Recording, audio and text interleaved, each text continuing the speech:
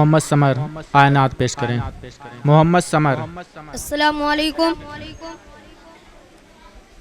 जो सीखे इल्म दुनिया का उसे नादान कहते हैं। जो सीखे इल्म दुनिया का उसे नादान कहते हैं। अदब जिसको नहीं आता, अदब जिसको नहीं आता उसे हैवान कहते हैं।